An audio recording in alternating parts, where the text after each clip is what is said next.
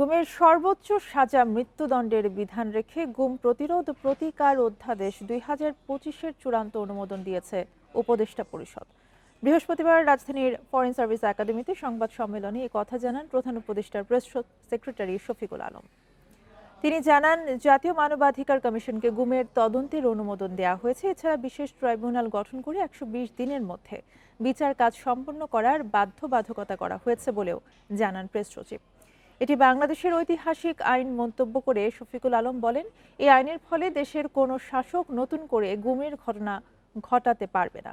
এছাড়া গুম প্রতিরোধ প্রতিকার এবং সুরক্ষার উদ্দেশ্যে তহবিল গঠন এবং তথ্য ভাণ্ডার প্রতিষ্ঠার বিধানও সংযোজিত হয়েছে বলে জানান তিনি। এ সময় নির্বাচনী আইন শৃঙ্খলা পরিস্থিতির প্রসঙ্গে তিনি বলেন, সুষ্ঠু নির্বাচনের জন্য সরকার সব ধরনের প্রস্তুতি নিয়েছে।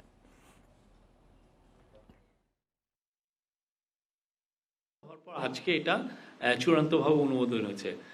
এই অধ্যাদেশে গুমকে সংজ্ঞায়নের পাশাপাশি চলমান অপরাধ মানে কন্টিনিউইং অফেন্স হিসেবে বিবেচনা করে মৃত্যুদণ্ড সহ কঠোর শাস্তির বিধান রাখা হয়েছে। রাজনৈতিক দলকে উপদেষ্টারা হাতের খেলনা মনে করছেন বলে মন্তব্য করেছেন বিএনপি মহাসচিব মির্জা ফখরুল ইসলাম আলমগীর। বিকেলে যশোরের সাবেক মন্ত্রী তরিকুল ইসলামের স্মরণ সভায় এই মন্তব্য করেন তিনি। মির্জা ফখরুল বলেন, জাতীয় নির্বাচনের আগে কোনো গণভোট হবে না। ভোট বানচালের ষড়যন্ত্র দেশের জনগণ মানবে না বলেও মন্তব্য করেন তিনি। উপদেষ্টাদের সমালোচনা করে বিএনপি মহাসচিব বলেন, উপদেষ্টারা পক্ষপাত দুষ্ট হয়ে কাজ করছেন। বিএনপিকে অবজ্ঞা করলে তার ফল ভালো হবে না বলেও সতর্ক করেন তিনি। অনুষ্ঠানে বিএনপির কেন্দ্রীয় ও স্থানীয় নেতারা ছাড়াও আসন্ন নির্বাচনে দলীয় মনোনয়ন পাওয়া প্রার্থীরা উপস্থিত ছিলেন। রাজনৈতিক দলগুলো যে তাদের হাতে খেলনার মতো, এটা ঠিক হয়নি। পক্ষপাত দুষ্ট হয়ে কাজ করছেন। আমি আজকে পরিষ্কার ভাষায় বলতে চাই, আজকে যে দাবি দাওয়াগুলো নিয়ে কয়েকটি রাজনৈতিক দল ঘেরাও করছে,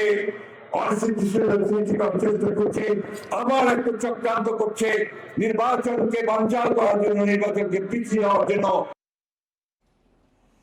নানা ইস্যুতে ভোট বানচালের অপচেষ্টা চলছে মন্তব্য করে ফেব্রুয়ারিতে নির্বাচনের বিকল্প নেই বলে জানিয়েছেন বিএনপির স্থায়ী কমিটির সদস্য খন্দকার মোশাররফ হোসেন। রাজধানীতে এক সেমিনারে তিনি বলেন, পিআর সহ নানা ইস্যুতে বিশৃঙ্খলা করছে একটি গোষ্ঠী। এ সময় আমির খসরু মাহমুদ চৌধুরী বলেন, বিএনপি ক্ষমতায় গেলে দেশ পরিচালনায় বিদেশি হস্তক্ষেপ মানা হবে না। ঢাকা ফোরাম ইনিশিয়েটিভ আয়োজিত সেমিনারে তারেক রহমানের রাজনৈতিক দর্শন ও নীতিমালা বিষয়ে আলোচনা করা হয়। আলোচকরা বলেন, বাংলাদেশ এই মুহূর্তে নতুন রাজনৈতিক বাস্তবতার মুখোমুখি। তাই নতুন ধারণা, অন্তর্ভুক্তিমূলক নেতৃত্ব আর অংশগ্রহণমূলক গণতন্ত্রের পথে এগিয়ে যেতে হবে। নির্বাচন ফেব্রুয়ারির প্রথমার্ধে যেন সঠিকভাবে অনুষ্ঠিত হয়। সেমিনারে যোগ দিয়ে আমির খসরু মাহমুদ চৌধুরী বলেন, আগামীর বাংলাদেশে কোনো ভিন্ন দেশের হস্তক্ষেপ মেনে নেওয়া হবে না। পরস্পর সম্মানবোধ, পরস্পর স্বার্থ সংরক্ষণ, বাংলাদেশের অভ্যন্তরীণ বিষয়ে কারো হস্তক্ষেপ চলবে না, অ্যান্ড ভূতাত্ত্বিক যে বলতে গেলে আমার যে সিদ্ধান্তগুলো। নির্বাচন প্রসঙ্গে প্রধান অতিথির বক্তব্যে বিএনপির স্থায়ী কমিটির সদস্য খন্দকার মোশাররফ হোসেন অভিযোগ করেন, পিআর সহ নানা ইস্যুতে নির্বাচন বানচালের চেষ্টা করছে একটি গোষ্ঠী। নির্বাচনকে হয় বিলম্বিত করা বা নির্বাচনকে বাতিল করে দেওয়ার ষড়যন্ত্র চলছে। যারা স্বৈরাচারী ফ্যাসিস্ট ছিল তারা কিছু পালিয়ে আছে, কিছু অন্য দেশে পলায়ন করেছে, তারা যে ষড়যন্ত্র করবে না এমন তো কথা না। নন ইস্যুকে ইস্যু করে এখানেও নানা রকমের সংকট সৃষ্টির চেষ্টা করছে। খন্দকার মোশাররফ হোসেন আরও বলেন, গণতান্ত্রিক পথে এগিয়ে যেতে সুনির্দিষ্ট সময়ে নির্বাচনের কোনো বিকল্প নেই। আসুন আমরা ঐক্যবদ্ধভাবে সকলে মিলে নির্বাচনটাকে সফল করি। Rifat Alam, independent news, Dhaka. 7 নভেম্বরের চেতনায় সব জাতীয়তাবাদী শক্তিকে ঐক্যবদ্ধ হয়ে শক্তিশালী গণতন্ত্র বিনির্মাণের আহ্বান জানিয়েছেন বিএনপির ভারপ্রাপ্ত চেয়ারম্যান তারেক রহমান। বৃহস্পতিবার নিজের ভেরিফাইড ফেসবুক পেজে বিপ্লব ও সংহতি দিবস উপলক্ষে দেওয়া এক পোস্টে এই আহ্বান জানান তিনি। তারেক রহমান লিখেছেন, 5 আগস্ট ছাত্র জনতার আত্মদানের মধ্য দিয়ে ফ্যাসিস্ট সরকার দেশ ছাড়াই গণতন্ত্রের মুক্তির পথ প্রশস্ত হয়েছে। এখন প্রকৃত গণতন্ত্র প্রতিষ্ঠার জন্য অবাধ এবং সুষ্ঠু নির্বাচন এবং মানুষের মৌলিক মানবাধিকার নিশ্চিত করতে হবে। তিনি আরো বলেন, 1975 সালের 7 নভেম্বর সিপাহী জনতার বিপ্লব ছিল বাংলাদেশের স্বাধীনতা এবং সার্বভৌমত্ব রক্ষার অঙ্গীকারের প্রতিফলন। একদলীয় বাকশাল শাসনের মাধ্যমে জনগণের অধিকার কেড়ে নেওয়া হয়েছিল। সেদিন সিপাহী জনতা রাজপথে নেমে এসে সেই ফ্যাসিবাদী শাসনের বিরুদ্ধে ঐক্যবদ্ধ হয়। বর্তমান প্রেক্ষাপটে জাতীয় স্বাধীনতা ও সার্বভৌমত্ব রক্ষায় 7 নভেম্বরের চেতনা নতুন করে ধারণ করা জরুরি বলে মনে করেন তারেক রহমান।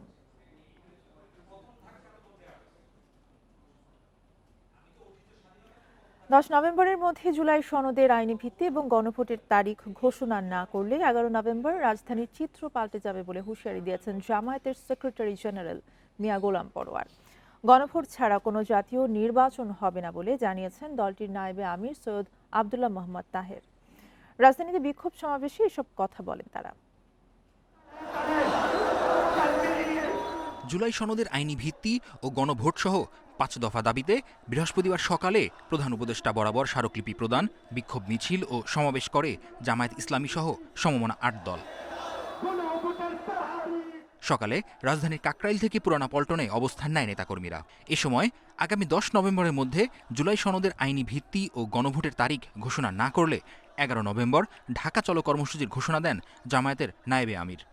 আগামী 11 তারিখ হবে চলো চলো ঢাকা চলো। আগামী 11 তারিখ হবে ঢাকা মহানগরী জনতার মহানগরী। আগামী 11 তারিখ হবে অবিলম্বে সনদ বাস্তবায়নের দাবি আদায়ের 11 তারিখ। পরে হাইকোর্ট মোড় হয়ে পুলিশি বাধার মুখে মৎস্য ভবনের সামনে অবস্থান নেন নেতাকর্মীরা। এ সময় রাজধানীর ফরেন সার্ভিস একাডেমিতে গিয়ে প্রধান উপদেষ্টা বরাবর স্মারকলিপি দেয় 8 দলের একটি প্রতিনিধি দল। জামায়াতের সেক্রেটারি জেনারেল বলেন, জুলাই সনদের আইনি ভিত্তি ও গণভোট আগে না হলে জাতীয় নির্বাচন সংকটের মুখে পড়বে। 11 নভেম্বর রাজধানীর চিত্র ভিন্ন হবে বলেও হুঁশিয়ারি দেন তিনি। সরকারের কাছে আবারও স্মরণ করে দিতে চাই, এই মহাসমাবেশ ঢাকায় লক্ষ লক্ষ জনতার পদভারে মুখরিত হবার আগে আপনারা আমাদের এই 5 দফা দাবি মেনে নিয়ে জুলাই সনদের এই গণ আকাঙ্ক্ষার প্রতি সম্মান প্রদর্শন করুন। তা না হলে 11 তারিখে রাজধানী ঢাকার চিত্র ভিন্ন হবে ইনশাআল্লাহ। জনগণের আকাঙ্ক্ষা পূরণে সরকার গণভোটের তারিখ ঘোষণা করবেন বলেও আশা প্রকাশ করেন তিনি। মেহেদী হাসান, ইন্ডিপেন্ডেন্ট নিউজ, ঢাকা। ঝিনাইদহ 1 আসন থেকে বিএনপির প্রার্থী হিসেবে নির্বাচন করার বিষয়ে আইনি ব্যাখ্যা দিয়েছেন অ্যাটর্নি জেনারেল। তিনি জানান, সংবিধান অনুযায়ী তিনি সরকারের কর্মচারী নয়, রাষ্ট্রের আইন কর্মকর্তা। তার পদ থেকেও নির্বাচন করতে আইনি বাধা নেই, তবে পদত্যাগ করে নির্বাচন করবেন বলে নিশ্চিত করেন তিনি। দুপুরে সংবাদ ব্রিফিংয়ে এসব কথা বলেন attorney general Mohammad Asaduzzaman. Attorney general সরকারের কর্মচারী নয়। অ্যাটর্নি জেনারেল সংবিধানের 64 অনুচ্ছেদ অনুসারে রাষ্ট্রের আইনজীবী। এটা সরকারি কোনো কর্মচারী পদ না। Attorney general is free to go election, even ক্ষমতা থেকেও করতে পারেন। নির্বাচিত সরকারের চেয়ে অনির্বাচিত তত্ত্বাবধায়ক সরকারের অধীনেই সবচেয়ে গ্রহণযোগ্য নির্বাচন হয়েছে। বৃহস্পতিবার আপিল শুনানিতে নির্দলীয় তত্ত্বাবধায়ক সরকার ফেরাতে নানা আইনি যুক্তি তুলে ধরে একথা বলেন অ্যাটর্নি জেনারেল। তিনি বলেন, এই ব্যবস্থা বাতিলের ফলে গত 3টি সংসদ নির্বাচন হয়েছে একতরফা। ধ্বংস হয় জবাবদিহি, ভেঙে পড়ে আমলাতন্ত্র ও আইনের শাসন। নির্বাচনকালীন তত্ত্বাবধায়ক সরকার ফেরাতে সংবিধানের ত্রয়োদশ সংশোধনী অবৈধ ঘোষণা করে দেয়া রায় পুনর্বিবেচনার আবেদনে রাষ্ট্রপক্ষের শুনানি শেষ। এই নিয়ে প্রধান বিচারপতির নেতৃত্বে 7 বিচারপতির পূর্ণাঙ্গ আপিল বেঞ্চে শুনানি হয় 9 দিন। আগামী মঙ্গলবার আবারও হবে শুনানি। গণতন্ত্র হাইজ্যাক হয়েছে। বৃহস্পতিবার আদালতে অ্যাটর্নি জেনারেল বলেন, গণতন্ত্র কোহিনূর হীরার মতো মূল্যবান, যা রক্ষার জন্য সংবিধানে যা প্রয়োজন সেভাবে সংশোধন করতে হবে। আর সুষ্ঠু নিরপেক্ষ নির্বাচন ছাড়া গণতন্ত্র অর্থহীন। প্রমাণিত হয়েছে নির্বাচিত সরকারই গণতন্ত্র নিশ্চিত করতে পারে না। প্রমাণিত হয়েছে তত্ত্বাবধায়ক সরকারের আওতায় বাংলাদেশের মানুষ কিভাবে নিরপেক্ষভাবে, স্বাধীনভাবে, উন্মুক্তভাবে ভোটাধিকার প্রয়োগ করতে পারে। রাষ্ট্রের সর্বোচ্চ আইন কর্মকর্তা আদালতে মতামত দেন, আপিল বিভাগের রায়ে তত্ত্বাবধায়ক সরকার পুনঃপ্রতিষ্ঠিত হলেও তা আগামী নির্বাচনে নয়, তার পর থেকে কার্যকর হওয়া উচিত। এর আগে একই মতামত দেন রিভিউ আবেদনকারী 9 জনের আইনজীবীরাও। এই সরকার একটা নির্বাচনের পথ ধরে হেঁটে গেছে, সেই নির্বাচনের পথে হাঁটতে যে নির্বাচনের প্রস্তুতি নিয়েছেন। এই সরকারের পরবর্তী সরকার যারা আসবে সেখান থেকে যদি কার্যকর করেন, এখানে কোনো ব্যত্যয় হবে না। যেটা আমরা জাজমেন্ট দিয়ে ইন্ডিয়ান সুপ্রিম কোর্টের গোলকনাথের জাজমেন্ট দিছি, মাহমুদুল ইসলাম সাহেবের কনস্টিটিউশনাল লয়ের জাজমেন্ট দিছি। আওয়ামী লীগ সরকারের সময় 2011 সালে সংবিধানের ত্রয়োদশ সংশোধনী অবৈধ ঘোষণা করে তত্ত্বাবধায়ক সরকার বাতিল করে রায় দিয়েছিল আপিল বিভাগ। এই রায়ে বিচারের চেয়ে রাজনৈতিক প্রভাব বেশি ছিল বলে শুনানিতে জানায় রাষ্ট্রপক্ষ। Zahidul Bashar, Independent news, Dhaka.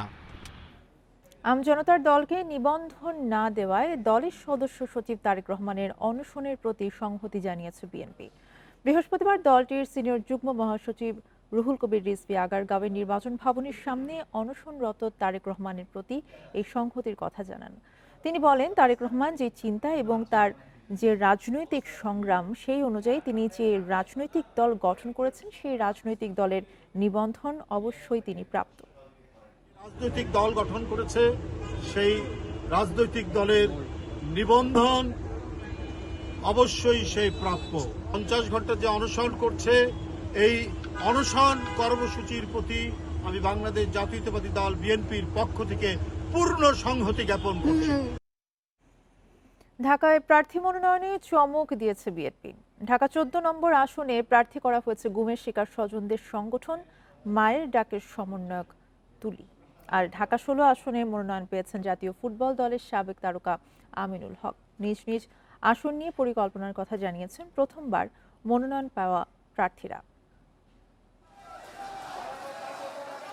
মিরপুর, শাহ আলী, দারুসালাম ও কাউন্দিয়া নিয়ে ঢাকা 14 নম্বর আসন। এখানে বিএনপি মনোনয়ন দিয়েছে সানজিদা ইসলাম তুলিকে, যিনি গুমের শিকার হওয়া স্বজনদের নিয়ে গঠিত সংগঠন মায়ের ডাকের সমন্বয়ক।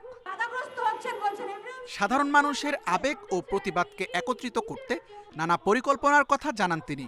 প্রিয় এলাকাবাসীদের যেই আকাঙ্ক্ষা, যে চাহিদা, সেই চাহিদাগুলো কিন্তু আমাদের ম্যানিফেস্টোতে প্রতিফলন করাতে হবে। দুর্নীতির শিকার যেটা দখল, চাঁদাবাজি, সেই শিকার, মাদকের জন্য মানুষকে মানে পরিবেশগত যে উন্নত সেটা আমরা দিতে পারিনি, যেটাতে অনেক ব্যাপক কাজ করার আছে। বলপূর্বক গুম, বিচার বহির্ভূত হত্যার শিকার যারা, তাদেরকে নিয়ে আমাদের যে অধিকার আদায়ের, ন্যায় বিচার আদায়ের, এটা এই যাত্রাটা অনেক দীর্ঘ হবে। রূপনগর পল্লবী এলাকা নিয়ে ঢাকা 16 নম্বর আসন। এখানে বিএনপি আস্থা রেখেছে জাতীয় ফুটবল দলের সাবেক অধিনায়ক ও দলের ক্রীড়া সম্পাদক আমিনুল হকের ওপর। ঢাকা মহানগর বিএনপির রাজনীতিতেও সক্রিয় ভূমিকা তার। উন্নয়ন ও জনগণের পাশে থাকার প্রতিশ্রুতি দিয়েছেন তিনি।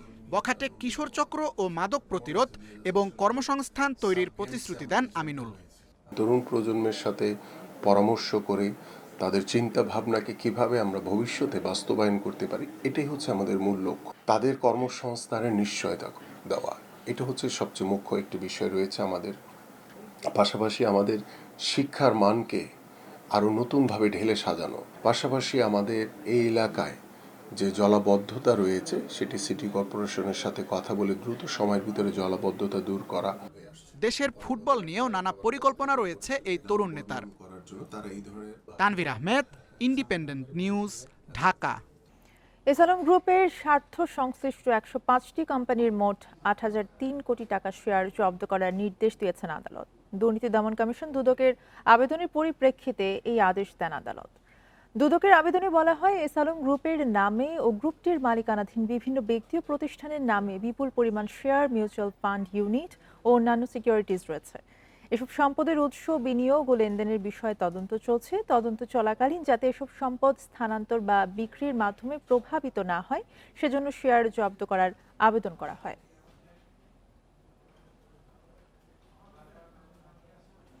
একীভূত প্রক্রিয়ায় থাকা দুর্বল 5 ব্যাংকের শেয়ারে বিনিয়োগকারীরা টাকা ফেরত পাবেন না। এসব শেয়ার শূন্য ঘোষণা করেছে কেন্দ্রীয় ব্যাংক। ফলে পুঁজিবাজারের লেনদেনও স্থগিত করেছে নিয়ন্ত্রক সংস্থা বিএসইসি। এই অবস্থায় ক্ষতিগ্রস্ত সাধারণ বিনিয়োগকারীরা বাংলাদেশ ব্যাংকের গভর্নর এবং অর্থ উপদেষ্টার পদত্যাগে 48 ঘন্টার আলটিমেটাম দিয়েছে। বৃহস্পতিবার মতিঝিলে সংবাদ সম্মেলন করে ক্ষুদ্র বিনিয়োগকারী ঐক্য পরিষদ। একীভূত হওয়ার প্রক্রিয়ায় থাকা দুর্বল 5 ব্যাংকের পরিচালনা পর্ষদ ভেঙে নতুন প্রশাসক। এ উপলক্ষে বুধবার এক সংবাদ সম্মেলনে কেন্দ্রীয় bank governor Ahsan H Mansur ব্যাংকগুলোর শেয়ারের মূল্য শূন্য ঘোষণা করেন। আমি মনে করি যে এটাকে জিরো করে দেওয়া হচ্ছে, নেগেটিভটা ধরা হচ্ছে না, কাজে কেউ কিছু পাবে না, এইটুকুই বলতে পারি। এমন ঘোষণায় বৃহস্পতিবার সকাল থেকেই দেশের পুঁজিবাজারে বিনিয়োগকারীদের মধ্যে ছড়িয়ে পড়ে হতাশা। একীভূত 5 ব্যাংকের লেনদেন স্থগিত করেছে বিএসইসি। নির্দেশনা অনুযায়ী ফার্স্ট সিকিউরিটি ইসলামী ব্যাংক, সোশ্যাল ইসলামী ব্যাংক, গ্লোবাল ইসলামী ব্যাংক, ইউনিয়ন ব্যাংক ও এক্সিম ব্যাংকের শেয়ারের বেচাকেনা হয়নি। এ অবস্থায় দিশেহারা ক্ষুদ্র বিনিয়োগকারীরা ঐক্য পরিষদের ব্যানারে মতিঝিল ডিএসি ভবনের সামনে সংবাদ সম্মেলন করেন। তাদের দাবি, সম্মিলিত ইসলামী ব্যাংকের শেয়ার তাদেরও দিতে হবে। আমরা চাই বিনিয়োগকারীরা আনুপাতিক হারে অবশ্যই শেয়ার পাবে। 5টি ব্যাংক একীভূত হলে যে ব্যাংক হবে সেই ব্যাংকের শেয়ার অবশ্যই বিনিয়োগকারীদেরকে দিতে হবে। এ সময় তারা ক্ষোভ প্রকাশ করে 48 ঘন্টার মধ্যে গভর্নর, অর্থ উপদেষ্টার পদত্যাগের আলটিমেটাম দেন। হুঁশিয়ারি দেন কেন্দ্রীয় ব্যাংক ঘেরাওয়েরও। অর্থ উপদেষ্টা এবং গভর্নরের অবিলম্বে পদত্যাগ দাবি করছি। এদের পদত্যাগের আগ পর্যন্ত কোন ব্যাংক কোনোভাবেই মার্জার করা কোনো ধরনের সুযোগ দেওয়া হবে না। এদিকে কেন্দ্রীয় ব্যাংক আবারও জানিয়েছে, এসব ব্যাংকের শেয়ারের বিনিয়োগকারীদের কোনো সহযোগিতা করা হবে না। এই ব্যাংকগুলোর থেকে ঋণ বিনিয়োগ হচ্ছে না, শুধু লুট হচ্ছে। তারপরেও কিন্তু তারা ওই ব্যাংকের শেয়ার কিনেছে, অতএব তারা ঝুঁকি নিয়েছে, সেই ঝুঁকির আসলে খেসারত তাদেরকে এখন দিতে হচ্ছে। শেয়ারগুলোকে শূন্য ঘোষিত হলো, তার মানে শূন্য ঘোষিত হওয়ার পর তার লেনদেনের ইস্যুটা আর আসে না। তবে এসব ব্যাংকে যারা লুটপাট করেছে তাদের শাস্তির আওতায় আনা হবে বলে জানিয়েছে কেন্দ্রীয় ব্যাংক। তৌহিদ রানা, ইন্ডিপেন্ডেন্ট নিউজ, ঢাকা। এ ছিল এখনকার সংবাদে সাথে থাকায় ধন্যবাদ সবাইকে।